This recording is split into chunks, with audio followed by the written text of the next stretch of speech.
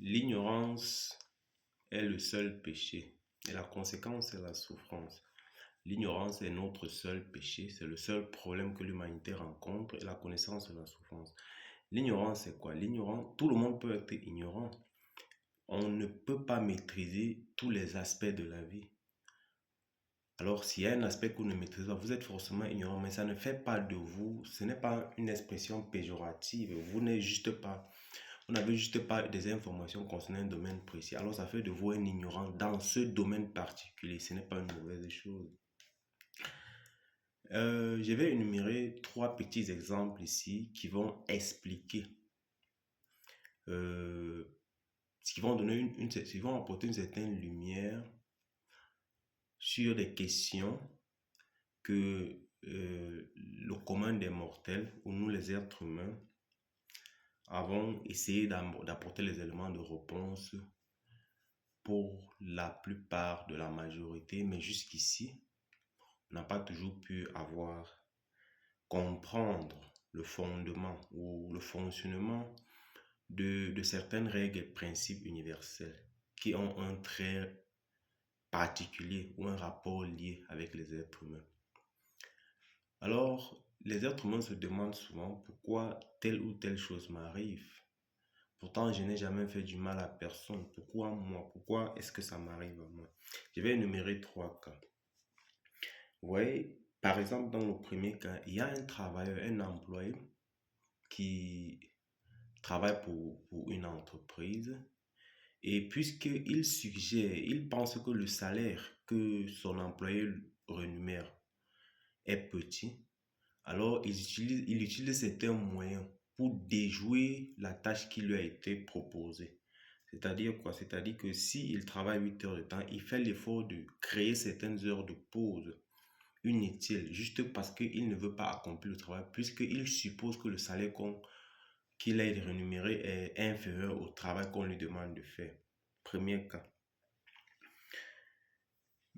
Puisque la pensée qui le pousse à poser ces actes est la seule cause de l'acte qu'il pose, puisque la pensée, la connaissance qu'il a, c'est le seul responsable du qualité du travail qu'il fait. Et par conséquent, c'est sur cette base de la pensée-là qu'il doit être jugé. Vous voyez? Cette même pensée fait en sorte que l'être humain est ignorant que le travail qu'il fait, l'acte qu'il pose doit lui être payé au centuple. Tout ce qu'il fait, s'il déjoue son employé, alors il n'est pas en train de déjouer son employé, il est en train de le faire à lui-même. Et par conséquent, il va retrouver les conséquences de son acte, peu importe où il va. Alors, si quelque chose doit changer, c'est à lui de changer, mais il ne doit pas espérer que son employé change. Et chaque fois qu'il le fait, qu'il déjoue, il dénonce les tâches qui lui ont été proposées ou présentées. Il est en quelque sorte en train de se tirer une balle dans la cheville. Il ne le fait pas pour son employé. Parce que c'est ce qu'il est qui fait en sorte qu'il réagit comme ça. C'est la pensée qu'il a. Et le responsable, c'est la façon de penser, c'est la pensée. Parce qu'on ne contrôle pas nos pensées nous contrôlent. Ce sont les idées qu'il a. Ouais. Deuxième cas de figure, c'est quelqu'un qui souffre peut-être d'une maladie ou d'une tumeur, parce que même ces maladies ont un trait particulier avec la façon de penser et les émotions. Quelqu'un qui a une tumeur et qui se rend à l'hôpital, qui se fait opérer et on enlève la tumeur. Mais puisque l'émotion ou la connaissance qui a créé la tumeur n'a pas disparu. Alors, on guérit le problème au niveau de l'extérieur, pourtant le problème est interne. Il va continuer toujours à développer cette tumeur jusqu'à ce qu'il commence à changer la pensée qui contrôle l'externe, qui fait en sorte qu'il a la tumeur de l'interne. Parce que le problème est plus profond que l'externe, le problème est interne. Alors, il pense qu'en détruisant, en opérant la tumeur, le problème doit être résolu. Non, mais c'est comme si vous vous attaquez à un problème qui est externe, pourtant la racine est interne. Vous voyez que vous perdez votre temps. Tout ce que vous faites, ce n'est que ruine de l'âme, c'est une perte de temps. Alors, sauf s'il commence à comprendre que la réaction interne, la maladie qui est externe là, a une cause interne et commence à changer et observe et fait un trait entre l'interne et l'externe et commence à prêter attention, il va se rendre compte que le problème venait de l'interne. Mais puisqu'il est ignorant, puisqu'il n'a pas pris du temps à étudier, à voir comment est-ce que il peut avoir une corrélation entre la façon dont je pense, la façon dont je me comporte et la maladie que j'ai de l'extérieur, il passe tout son temps à se plaindre de l'extérieur, à penser que ce sont des opérations qu'il faut faire. Mais pourtant, toujours et toujours, il continue à nourrir la pensée là, à produire les mêmes émotions qui continuent toujours et toujours à produire le résultat qui est cette maladie là. La tumeur ne finit jamais. Ou même si on opère cette tumeur et qu'on enlève, la plaie ne va pas finir en fait. Vous voyez? C'est comme si vous consommez un produit toxique et vous espérez que quelqu'un meure à votre place. Ça, c'est le deuxième cas. Dans le troisième cas, c'est un chef d'entreprise. J'ai dit que j'avais trois cas énumérés. Un chef d'entreprise qui ne rémunère pas ses employés, vous voyez, et peut-être ne paye pas les impôts juste parce que il veut faire des réserves. Vous voyez, il refuse de payer les employés ou il ne paye pas les employés selon les normes. Vous voyez, ou il sait bien que l'employé doit avoir tel ou tel, mais refuse de le faire consciemment parce qu'il veut prendre, il veut utiliser la situation à son avantage. Il profite du dur labeur de ses employés. Mais en le faisant, il refuse aussi de s'aligner par rapport à certains normes, ainsi tels que les taxes. Il doit payer les taxes. Il refuse de le faire parce qu'il veut emmagasiner beaucoup de profits à son compte. Vous voyez? Et maintenant, quand ce dernier se retrouve en situation de faillite, ou quand ce dernier se retrouve dans des contraintes et il perd son business et il perd tout ce qu'il a construit, il commence à se plaindre. Il pointe du doigt les circonstances externes. Il dit, c'est par rapport à telle politique, c'est par rapport à telle loi que j'ai perdu mon business. Mais parce qu'il ne comprend pas que la cause, tout ce temps, a été la pensée. La cause, tout ce temps, a été sa pensée qui a créé cette émotion d'aigreur au niveau du cœur qui lui permettait de penser que c'est en amassant beaucoup, c'est en profitant du dur labeur des autres que j'ai cette pensée, que j'ai cette conscience humaine. C'est ça qui fait de moi un être humain. Puisque c'est ça la cause, il laisse la cause qui est la façon de penser qui a créé cette émotion de, de, de, de, de recadrer tout, de s'asseoir sur tout, de valoriser la chose, le bien, puisque l'être humain, pas parce que c'est le contraire qui est vrai, on va utiliser les choses et aimer l'être humain, mais il utilisait les êtres humains en préservant la chose. Mais il a refusé de comprendre que le problème, ce n'est pas la situation externe, le problème, ce n'est pas la faillite, le problème, c'est que la cause de la faillite est interne, parce qu'il ne paye pas les employés, parce que c'est une sémence qu'il a sémée. Alors, il est de droit, il est obligé, il est forcé, compte tenu des lois universelles, de la nature de Dieu, peu importe comment vous appelez, qu'il doit en consommer les conséquences. Les conséquences doivent venir parce qu'il a sémé, parce qu'il a provoqué, parce qu'il y a une cause. Et ce sont les lois de cause et effet. Toutefois qu'il y a une cause, la conséquence doit forcément venir parce que les deux vont de pair. Vous voyez? Et j'ai énuméré trois cas. Vous voyez ici que dans tous les trois cas, peut-être l'employé qui déjoue son employeur parce qu'il ne veut pas travailler, parce qu'il pense que son salaire est petit. Alors, il ne doit pas, il ne fournit pas d'efforts. Vous voyez, il déjoue son employé, il ne veut pas travailler les heures réglementaires. Ou le deuxième cas où un riche ou bien quelqu'un qui est en situation financière stable euh, utilise l'argent et sa façon de penser, peut-être pour détruire les gens ou pour penser mal des gens. Et maintenant, puisque c'est la façon de penser qui a créé cette tumeur-là, il pense que c'est en allant opérer juste la tumeur qu'il va guérir. Ne sachant pas que le problème elle n'est pas externe, le problème est interne. Alors il est là, il est le seul responsable de sa tumeur. Vous voyez? Parce que même quand on a opéré la tumeur, l'émotion, la façon de penser qui a causé la tumeur n'a pas été séparée. On a juste traité le problème au niveau superficiel. Vous voyez? Maintenant, la cause de la tumeur, qui était la façon qu'il pensait, son comportement et l'émotion qui a créé la tumeur n'a pas été séparé. Par conséquent, il va toujours continuer à avoir certaines maladies jusqu'à ce qu'il change la façon de penser. Dans le troisième cas, on a pris le cas d'un chef d'entreprise qui ne paye pas bien ses employés ou bien qui déjoue certaines taxes en pensant que c'est en le faisant qu'il va avoir beaucoup d'argent. Mais une fois que il vient en faillite, une fois que la faillite vient, il pense que c'est la faillite, c'est la condition, c'est peut-être le lundi, c'est parce que je suis venu au travail lundi que c'est à cause. Non, il ignore que il est la seule cause de ce qui lui est arrivé parce que les circonstances qu'il traverse, que ce soit dans tous les trois cas que j'ai énumérés, sont, n'est-ce pas, la conséquence de la cause qu'ils ont eux-mêmes créée par la façon de penser. Vous voyez? Et ceci revient aussi à dire que les êtres humains, nous, en tant qu'êtres humains, on a tendance à penser que les choses nous arrivent de façon injuste. Vous voyez? Mais une fois qu'on commence à comprendre le fonctionnement interne, vous voyez, on se rend compte que ça a une corrélation directe avec le fonctionnement externe. Ça veut dire quoi? Ça veut dire que si vous voulez comprendre les choses qui se passent à l'externe, jetez un regard plus à l'interne. Observez votre façon de penser. Séparez-vous de votre pensée et faites jouer le rôle de cet observateur-là. Faites comme si vous étiez deux personnes en un. Un observateur, ah, comment est-ce que je pense? Pourquoi est-ce que je pense ça? C'est le moyen pour comprendre pourquoi et comment les problèmes qui vous arrivent.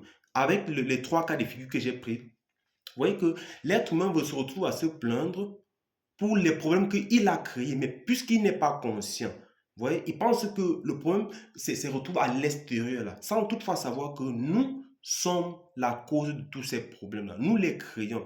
Maintenant, c'est très commun hein, au niveau des mortels, des êtres humains, de dire que je ne suis pas responsable de ça, ça m'est arrivé par hasard.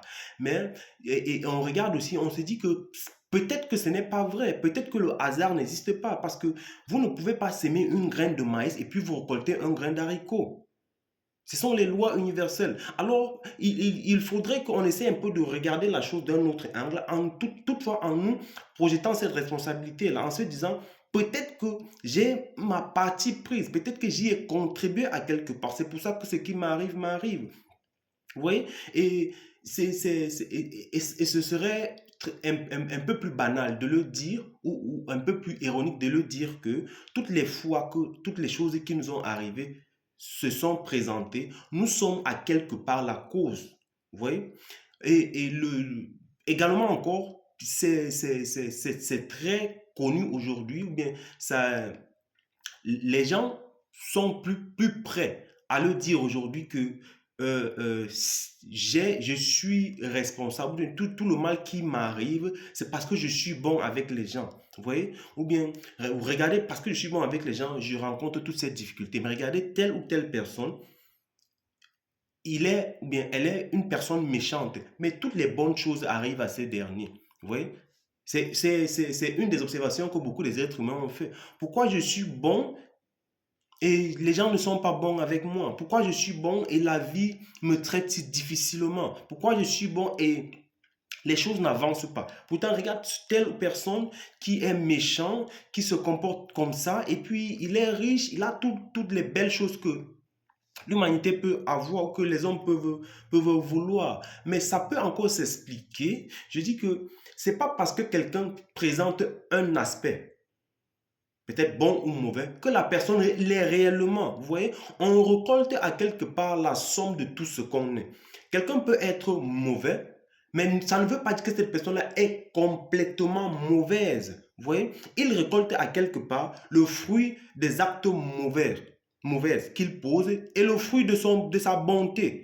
Vous voyez? Mais puisque vous ne pouvez pas voir, parce que vous ne connaissez pas la façon dont il parle, vous ne connaissez pas son intérieur, vous ne connaissez pas la personne de façon complète, alors vous jugez sur les bases superficielles. Vous voyez? De la même façon que quelqu'un que vous voyez que cette personne est bon, une bonne personne, loyale, serviable dans sa communauté, sincère, mais vous vous demandez, mais pourquoi est-ce que cette personne a toute cette qualité-là? Mais pourquoi est-ce qu'elle vit la vie qu'elle a? La vie de misère. Mais ce n'est pas parce que cette personne présente ces caractéristiques que cette personne est entièrement bonne ou que cette personne est entièrement pure. Parce que l'univers, Dieu, Allah, Bouddha vous donne exactement ce que vous méritez. Quelqu'un peut être bon Il récolte bien sûr les fruits de sa bonté. Il récolte aussi les fruits de son négligence, des pensées négatives qu'elle a. On ne récolte que ce qu'on est. Alors, pris sur cet angle,